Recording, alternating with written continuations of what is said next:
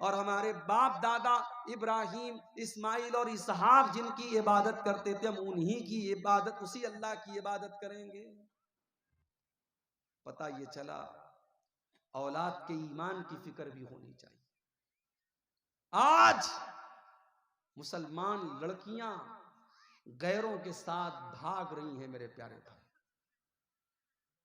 کشن گنج سے لے کر کے، کٹیہار سے لے کر کے، پٹنہ سے لے کر کے، بنارس اور مئو سے لے کر کے دلی اور ممبئی تک بہت برا حال ہے میرے بھائی۔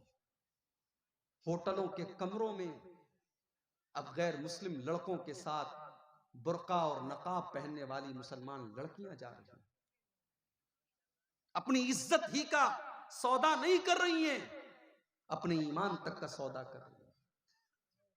اور اسلام کے دشمنوں نے پوری پلاننگ کے ساتھ ایک مشن چلایا ہے مسلمان لڑکیوں کو پھنسانے کا، چونکہ مسلمان لڑکے تو گٹکھا کھانے میں بزی ہیں، مسلمان لڑکے تو آوارہ گردی کرنے میں بزی ہیں، مسلمان لڑکوں کو پڑھائی لکھائی سے کچھ خاص مطلب ہے نہیں، تو مسلمان لڑکیاں جو کالجوں میں پڑھ رہی ہیں، جو یونیورسٹی میں پڑھ رہی ہیں، جو اعلیٰ تعلیم حاصل کر رہی ہیں، انہیں پیار اور عشق کرنے کے لیے غیر مسلم لڑکے زیادہ اچھے سمجھ میں آ رہے ہیں، زیادہ مناسب سمجھ میں آ رہے ہیں۔ اور یہی وجہ ہے کہ بڑے شہروں سے لے کر کے چھوٹے شہروں تک آج مسلمان لڑکیاں ایک بڑی تعداد میں غیر مسلم لڑکوں کے جال میں پھنس رہی ہیں۔ اور ایسے بھی کیس آئے ہیں کہ غیر مسلم لڑکے نے شادی کی، اس کو اسلام سے نکالا، اس کو مرتد بنایا، اس عورت کو کافر بنایا، اس کے ایمان کو بھرشٹ کیا، اس کے ایمان کو ختم کیا، اور اس کے بعد اس کے ساتھ اپنی ہوس کو پورا کیا، اور اس کے بعد اسے بڑی بے دردی سے قتل بھی کر دیا، اس کی جان بھی لے لی۔ یعنی ایمان سے بھی ہاتھ دھو رہی ہیں اور جان سے بھی ہاتھ دھو۔ میرے پیارے بھائیوں، اگر آپ کے گھر میں بھی بیٹی پل رہی ہے، اگر اللہ نے آپ کو بھی لڑکی دی ہے، بیٹی دی ہے، تو یاد رکھو بیٹی کا باپ ہونا یہ بہت بڑی بات ہے۔ اللہ تعالیٰ نے اگر آپ کو بیٹی دیا ہے، آپ ایک بیٹی کے باپ ہیں، اگر آپ ایک بیٹی کی ماں ہیں، تو اللہ نے آپ کو بہت اونچا مقام دیا ہے۔ اللہ کے نبی فرماتے ہیں من آل جاریتین حتی تبلغا، جس نے 2 بیٹیوں کی پرورش کی، جس نے 2 لڑکیوں کو پالا یہاں تک کہ وہ لڑکیاں جوان ہو گئیں، لڑکیوں کو جوان ہونے تک ان کو پالا پوسا، ان کا حق ادا کیا، اللہ کے نبی فرماتے ہیں جاء یوم القیامت انا وہوا کہاتین، آپ نے اپنی دونوں انگلیوں کو دکھا کر کے فرمایا کہ دونوں لڑکیوں کو پالنے والا، چاہے وہ ماں ہو چاہے وہ باپ ہو، وہ کل قیامت کے دن اپنے نبی کے ساتھ آئے گا، جیسے یہ دونوں انگلیاں ایک دوسرے کے ساتھ ہیں۔ لڑکیوں کو پالنے والا اور لڑکیوں کی صحیح پرورش کرنے والا کل قیامت کے دن اپنے نبی کے ساتھ رہے گا۔ میرے پیارے بھائیوں، لڑکی کو اللہ نے اگر آپ کو لڑکی کا باپ بنایا ہے، آپ کے گھر میں آپ کی بیٹی ہے، تو آپ بڑے خوش نصیب ہیں، اللہ نے آپ کو جنت میں جانے کا ایک موقع دیا ہے۔ مگر میرے پیارے بھائیوں، یہ بیٹی ایک بہت بڑا امتحان بن کر کے بھی آپ کے گھر میں آتی ہے۔ اس بیٹی کی صحیح تربیت کرنا ہے، اس بیٹی کو زمانے کی نگاہوں سے بچانا ہے، اس بیٹی کو غلط راستے پر جانے سے بچانا بھی آپ کی ڈیوٹی، آپ کی ذمہ داری ہے۔ جاننا چاہتے کہ بیٹی کتنا بڑا امتحان ہے؟ آئیے ایک واقعہ آپ کو سناتا ہوں۔ بخاری اور مسلم کی روایت ہے، اما عائشہ فرماتی ہیں ایک دن میں گھر میں بیٹھی ہوئی تھی، ایک مانگنے والی عورت آتی ہے، سائلہ آتی ہے، اس نے مجھ سے کچھ کھانے کو مانگا۔ اس عورت کے ساتھ 2 چھوٹی چھوٹی بچیاں بھی تھی، 2 چھوٹی چھوٹی لڑکیاں بھی تھی۔ اما عائشہ فرماتی ہے میں نے پورے گھر میں تلاشی لے لی، اور پورے گھر میں تلاشی لینے کے بعد مجھے صرف ایک کھجور ملی، میں نے وہ کھجور اٹھا کر کے اس عورت کو دے دیا۔ آج ہمارے گھر میں لاکھوں ہوتا ہے، لیکن اللہ کے راستے میں سینکڑوں دینا بھی ہمیں پہاڑ گزرتا ہے، ایسا لگتا ہے کہ ہمیں دل پر چھری چلا کر کے ہم اللہ کے راستے میں پیسہ دیتے ہیں۔ میری ماں بہنوں، حضرت عائشہ نے وہ ایک کھجور جو گھر میں رکھی تھی اس کو بھی یہ سوچ کر کے نہیں چھوڑا کہ میں کیا کھاؤں گی، اپنی فکر نہیں ہے۔ دروازے پر ایک سائلہ آئی ہے، مانگنے والی آئی ہے، حضرت عائشہ نے وہ کھجور اٹھائی اور اس عورت کو دے دی۔ اب ذرا غور سے سننا، بخاری کے الفاظ ہیں، اس عورت نے کھجور کو لیا، فَشَقَّهَا اثْنَتَيْنِ، اس کے دو ٹکڑے کر دیے، آدھا ایک بچی کو دے دیا، آدھا ایک بچی کو دے دیا۔ دونوں بچیوں کو اس عورت نے کھجور کے دو ٹکڑے کر کے دے دیے۔ وَلَمْ تَأْكُلْ مِنْهَا شَيْئًا، اور خود اس عورت نے کچھ نہیں کھایا۔ جب وہ عورت چلی گئی، حضرت عائشہ یہ منظر دیکھ کر کے بہت متاثر ہوئی۔ شام کو جب اللہ کے رسول آئے، اماں عائشہ نے اللہ کے رسول کو پورا واقعہ سنایا اور کہا، اے اللہ کے رسول، ایسا ایسا معاملہ آج پیش آیا تھا، ایک عورت آئی تھی اور اس کو میں نے کھجور دیا اور اس کھجور کو اس نے دونوں بیٹیوں کو دے دیا، اس عورت نے خود نہیں کھایا۔ اب اللہ کے نبی کا جواب سنو، بیٹی والو بڑے خوش نصیب بھی ہو اور بہت بڑا امتحان بھی اللہ نے آپ کے سر پہ ڈالا۔ اللہ کے نبی نے فرمایا، اے عائشہ، من ابتلی من هذه البنات شیئا کن له سترا من النار۔ اے عائشہ، اللہ تعالی جس کو بیٹی دے دے اور بیٹی دے کر کے جس کا امتحان اللہ تعالی لے لے اور اس امتحان میں وہ ماں باپ کھرے اتر جائیں، وہ اپنی بیٹی کی صحیح پرورش کریں، کن لہو سترم من النار، تو وہ بیٹیاں اپنے ماں باپ کو جہنم کی آگ سے بچائیں گی۔ بیٹی آپ کو جہنم کی آگ سے بچانے کا کام کرے گی۔ مگر کون سی بیٹی؟ وہ بیٹی جس کو آپ نے نمازی بنایا ہے، وہ بیٹی جس کو پتا ہے کہ اس کا دوپٹہ اس کے سر پہ ہونا چاہیے، وہ بیٹی جس کو اپنی سیمائیں اور اپنی حدیں پتا ہے، وہ بیٹی جو کسی سے عشق اور پیار کے چکر میں نہیں پڑتی ہے بلکہ اپنی شرمگاہ کی، اپنی عزت و آبرو کی حفاظت کرتی ہے۔ میری ماں بہنوں، آپ کو تو اللہ تعالیٰ نے ویسے بھی جنت میں جانا آپ کے لیے بڑا آسان کر دیا ہے۔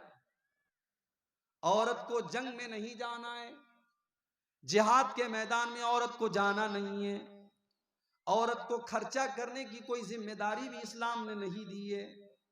عورت اگر 4 کام کر لے تو اللہ کے نبی نے کہا کہ عورت جنت میں چلی جائے گی، صرف 4 کام کر لے۔ عورت کے ذمے صرف 4 کام ہے، اگر وہ 4 کام کر لے عورت جنتی ہے۔ کون سے 4 کام؟ اذا صلت المرأة خمسها، جب عورت 5 ٹائم کی نماز کی پابندی کرے، وصامت شہرها، رمضان کے روزے رکھے، واطاعت زوجها، اپنے شوہر کی فرما برداری کرے، شوہر کی اطاعت کرے، واحسنت فرجها، اور اپنی شرمگاہ کی حفاظت کرے۔ یہ 4 کام اگر عورت کر لے، اللہ کے نبی فرماتے ہیں، دخلت من ای ابواب الجنت شاءت، عورت جس دروازے سے چاہے وہ جنت میں چلی جائے گی۔ بس یہ 4 کام اپنے اندر پیدا کر لے، نماز کی پابندی کرے، رمضان کے روزے رکھے، شوہر کی اطاعت کرے اور اپنی عزت و آبرو کی حفاظت کرے۔ مگر یہ 4 کام آج ہو کہاں رہے میرے بھائیوں؟ آج آپ چراغ لے کے ڈھونڈو تو شرم و حیا والی اور اپنی عزت و آبرو کی حفاظت کرنے والی عورتیں آپ کو ملیں گی، ورنہ سماج بہت بے حیائی کی طرف جا رہا ہے۔ کوئی گھر نہیں بچا ہے، کوئی گاؤں نہیں بچا ہے، کوئی خاندان نہیں بچا ہے جہاں آج لو اور افیئر نہ چل رہا ہو، جہاں لڑکی کا کوئی بوائے فرینڈ نہ ہو اور لڑکے کی کوئی گرل فرینڈ نہ ہو۔ آج یہ کلچر شہر میں نہیں، یہ گاؤں میں بنتا چلا جا رہا ہے، اور آج گھروں میں یہ بے حیائی میرے بھائیوں آ چکی۔ زناکاری نے ہمارے گھروں کے دروازے میں انٹری کر دی ہے، اور اسی لیے اللہ نے جب قرآن میں زناکاری سے ہمیں اور آپ کو روکا ہے تو اللہ نے زناکاری کے چور دروازوں سے بھی روکا ہے۔ زناکاری کہاں سے آتی ہے سماج میں، اللہ نے ان چور دروازوں سے بھی ہمیں اور آپ کو روکا ہے۔ اسی لیے اللہ نے قرآن میں یہ نہیں کہا تم زنا مت کرو، اللہ نے فرمایا وَلَا تَقْرَبُوا الزِّنَا، تم زنا کے قریب بھی نہ جاؤ، تم زنا کے قریب بھی نہ جاؤ، اِنَّهُ كَانَ فَاحِشَةً وَسَاءَ سَبِيلًا، یہ زنا تو بڑا ہی گندا کام ہے، بڑا ہی برا راستہ ہے۔ زنا تک لے کے جانے والی سب سے پہلی چیز ہے آنکھیں. جب لڑکا چل رہا ہے راستے میں, ایک خوبصورت لڑکی جا رہی ہے اور لڑکی نے کپڑے بھی ایسے پہنے ہوئے ہیں کہ وہ اپنی طرف لوگوں کو آکرشت کر رہی ہے, کھینچ رہی ہے. اب ظاہر ہے لڑکے کی نظریں اٹھ رہی ہیں لڑکی کی طرف. لڑکا اس لڑکی کو دیکھ رہا ہے اور لڑکی کو دیکھ کر کے لڑکے کے دل میں اتےجنا پیدا ہو رہی ہے, غلط خیالات پیدا ہو رہے ہیں, شہوانی خیالات پیدا ہو رہے ہیں. اسی لیے اللہ نے قرآن میں سب سے پہلے اس کے اوپر پابندی لگائی, فرمایا قل للمؤمنین یغضوا من ابصارہم, اے نبی ایمان والے مردوں سے کہہ دو کہ وہ اپنی نگاہوں کو نیچی رکھیں جب وہ راستے میں چلیں, جب وہ ٹرین کے اوپر سفر کریں, جب وہ پلین کے اوپر سفر کریں, جب وہ مارکیٹ میں جائیں, وہ بازار میں جائیں, وہ اپنی نگاہوں کو پست رکھیں, وہ اپنی نگاہوں کو نیچی رکھیں, وہ اپنی آنکھوں کو ادھر ادھر گھمانے کی کوشش نہ کریں, وہ اپنی آنکھوں کو پست رکھیں. کوئی خوبصورت لڑکی اگر گزر بھی جائے, کوئی بے حیا لڑکی اگر گزر بھی جائے, ایک ایمان والے لڑکے کے ایمان کا تقاضا یہ ہے کہ وہ اپنی نگاہوں کو نیچی رکھے, اپنی نگاہوں کو بچانے کی کوشش کرے.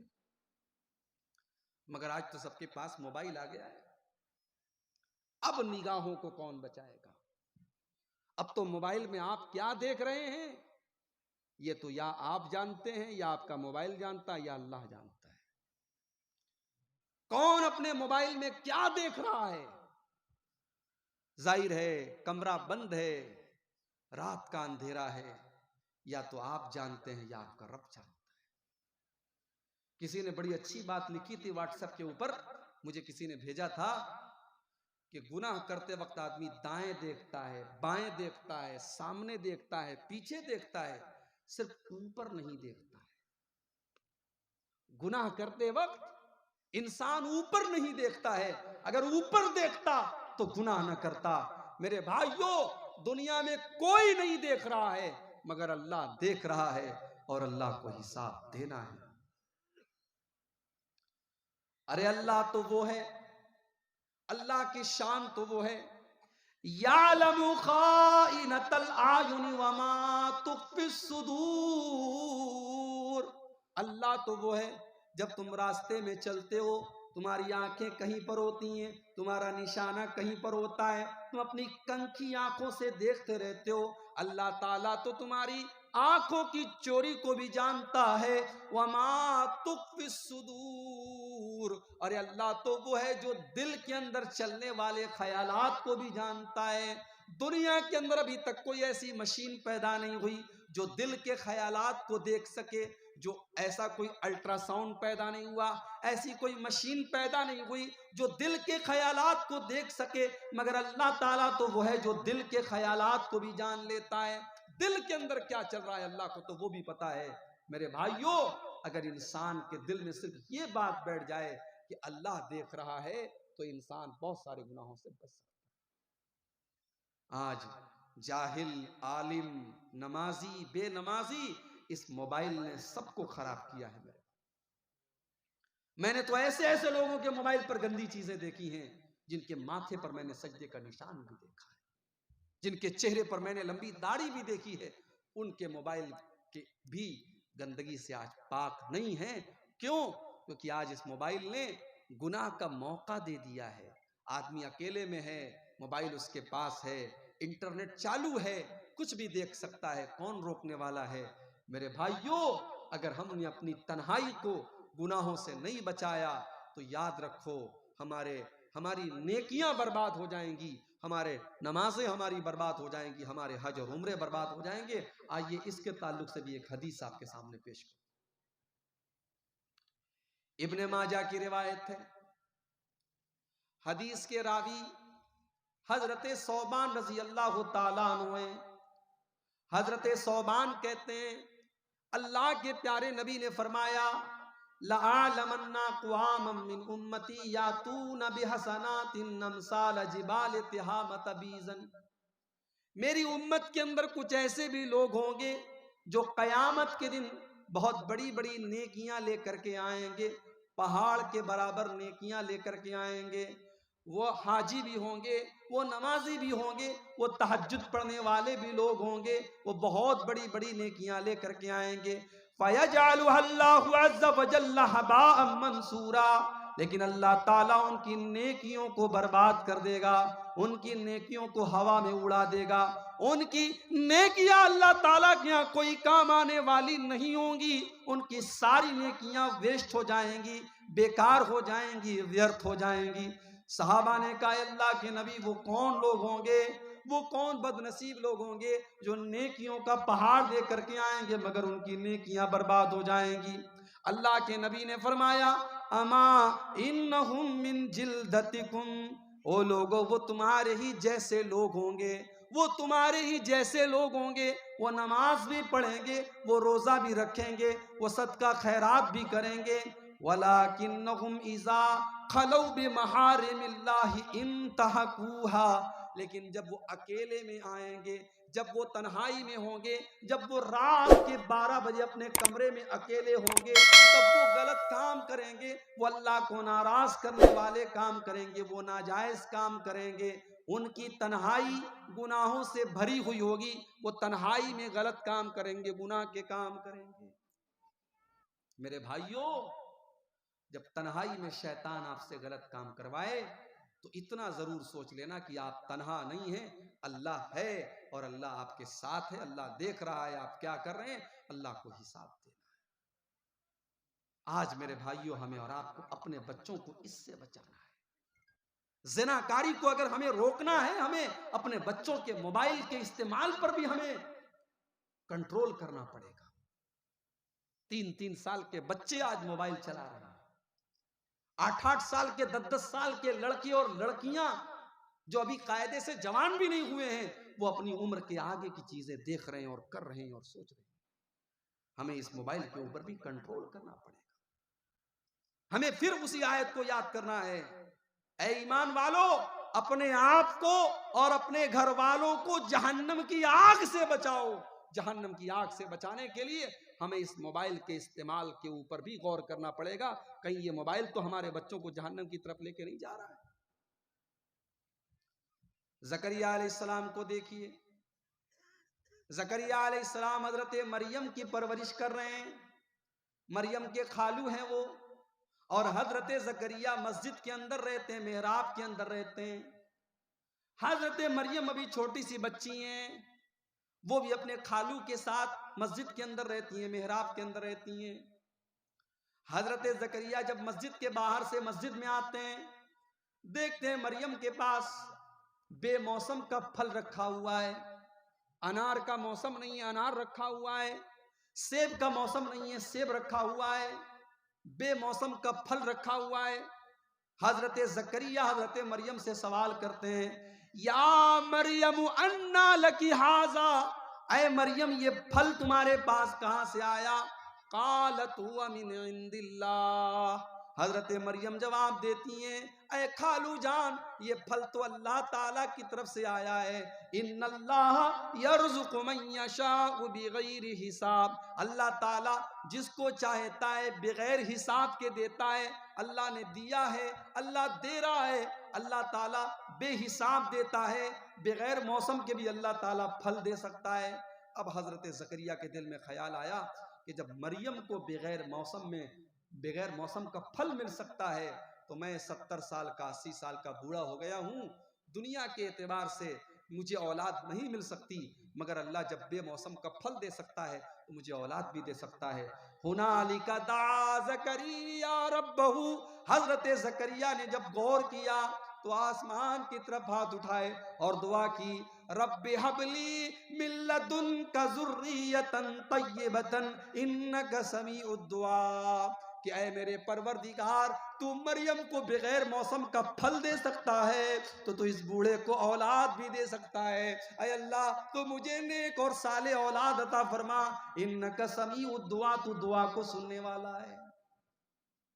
تو جیسے زکریا نے مریم کی پرورش کی اور مریم سے پوچھا کہ تیرے پاس یہ پھل کہاں سے آیا، اگر آپ ایک بیٹی کے باپ ہیں اور آپ کی بیٹی کالج میں جا رہی ہے اور آپ نے اس کو موبائل نہیں دلایا ہے لیکن اس کے پاس موبائل آیا تو اس سے پوچھئے کہ یہ موبائل تیرے پاس کہاں سے آیا؟ آپ نے اس کو ایئر رنگ نہیں دلائی ہے، آپ نے اس کو قیمتی 1000 روپے والی گھڑی نہیں دلائی ہے، اس کی کلائی پہ گھڑی آئی ہے، اس کے کانوں میں ایئر رنگ لٹک رہی ہے، تو آپ سوال کیجئے انا لک ھذا، یہ ایئر رنگ تیرے پاس کہاں سے آئی، یہ موبائل تیرے پاس کہاں سے آیا؟ یہ سوال کرنے کا آپ کو حق ہے، کیونکہ آپ گارجین ہیں، آپ اس کے ماں باپ ہیں، اور آپ کی ذمہ داری ہے کہ آپ کی بچی کہاں جا رہی ہے، کیا کر رہی ہے، آپ سوال کریں گے۔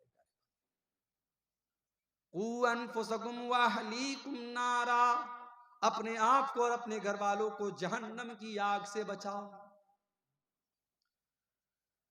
لڑکیوں کا کپڑا لینے کے لیے جب آپ جائیں، اگر باپ اپنی بیٹی کا کپڑا لینے جا رہا ہے، شوہر اپنی بیوی کا کپڑا لینے جا رہا ہے، بھائی اپنی بہن کا کپڑا لینے جا رہا ہے، تو کپڑا لینے کے ٹائم بھی آپ سوچ لیں آپ مسلمان ہیں، آپ کی بہن، آپ کی بیوی، آپ کی بیٹی بھی مسلمان ہے، اس کا کپڑا بھی مسلمان والا کپڑا ہونا چاہیے۔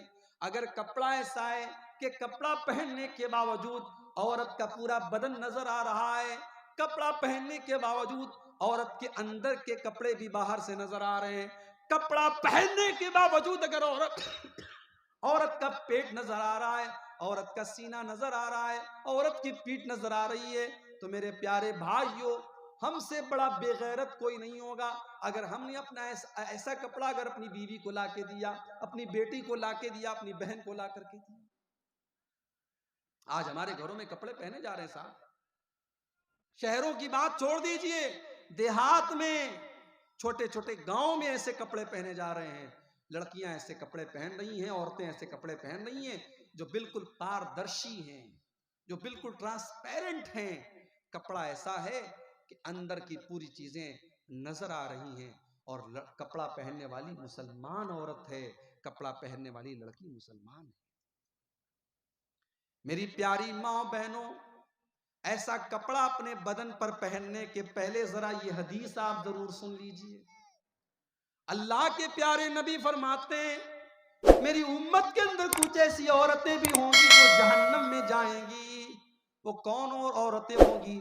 فرمایا وَنِسَاءٌ کَاسِیَاتٌ عَارِیَاتٌ مُمِیلَاتٌ مَائِلَاتٌ، ایسی عورتیں ہوں گی جو کپڑا پہننے کے باوجود ننگی ہوں گی، وہ دوسرے مردوں کو اپنی طرف آکرشت کریں گی اور خود بھی ان کی طرف آکرشت ہوں گی۔